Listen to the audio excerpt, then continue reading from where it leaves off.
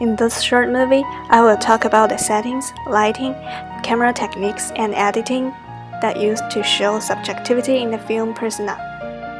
The film is directed by Ingmar Bergman. He uses those techniques to establish and emphasize the subjectivity of the two main characters, Elma and Elizabeth. In the film, Elizabeth wants to live as who she really is, thus struggling and refuses to interact with the outside world. In the meantime, Elma starts to change by the interaction with Elizabeth, struggling with her identity, and eventually becomes the second Elizabeth. Bergman uses a lot of minimalism style settings in this film, meaning that he makes the images really simple that has minimalized props. In this way, he creates a sense of isolation and unreality, emphasizing the existence of the characters, thus expressing the characters' subjectivity both professionally and mentally. For instance, in the following two scenes, Elma is doing the monologue both with the minimalism settings. In this scene, Elma is sitting on her bed murmuring about her beloved life and wonderful relationship with her fiancé.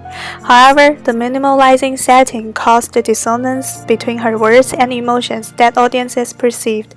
The emptiness of the room passes a sense of emptiness to Elma, and also shows an unrealistic weirdness that arouses the emotion that against the words she says. In the other scene, Elma is sitting in a couch. The setting here is not minimalized but simple. The lighting helps to downplay it and emphasize on Elma. In this way, with the words, which is the truth about Elma's life and her relationship, the setting helps to show Elma's subjectivity that she is expressing the memories, the ideas that deep down her inner heart. Bergman also uses lighting to show the emotions of the characters as well. For example, here he uses the contrast of the light and shadows to show the contrast of the inner state of the two characters. In this scene, the close-ups of Elizabeth's face are shown on the screen. The lighting here gradually turning dark shows the inner emotion is changing inside Elizabeth.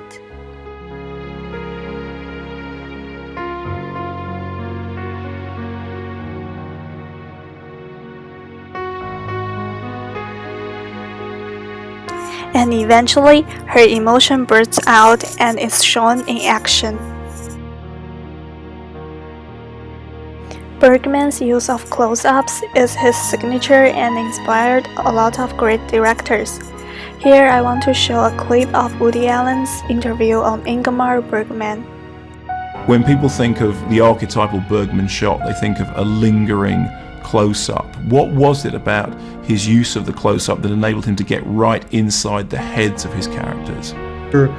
When the conflict is in one person, within one person, where that person is tortured as to whether they can express their feelings to another person, and you've got to, and these conflicts are just as dramatic and just as high intensity as all the others I've mentioned, but they're not as visual. They don't lend themselves to the same visual treatment. Instinctively, he developed a filmic vocabulary to express all these inner states of anxiety in a way that made them kinetic for the viewer. In this scene, Bergman uses lingering close-ups of the two characters to show the vague, dreamlike nonverbal interaction and to show their inner state that Elma is turning to be like Elizabeth subconsciously. Their thoughts and emotions assimilated that the audiences can clearly perceive through their faces because of the close-ups. Last but not least, Bergman uses editing to show the subjectivity of the film character. In the beginning of the film, he uses a lot of montages to put unconnected images together to show the disconstruction of the film per se. In this scene, Elma just finds out how Elizabeth talks about her in the letter. Her emotion was shown on the previous scene, and suddenly, Bergman uses montages to show what is inside her mind. that her minds, maybe her identity as well, are falling apart and turning into unconscious chaos.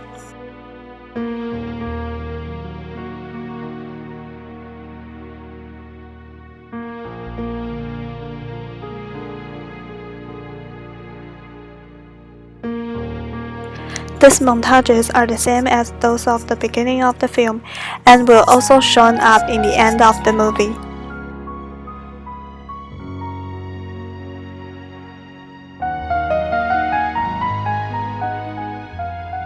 Then, montages cut into the image of Elizabeth, but vaguely shows a dreamlike effect that again imply Alma's mind and identity is falling apart.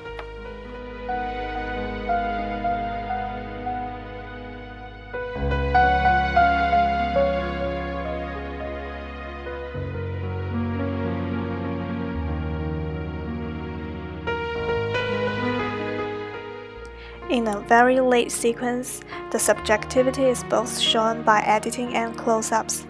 This sequence consists of the two identical scenes that tells the same story. Alma tells the story of Elizabeth, just like reading her minds.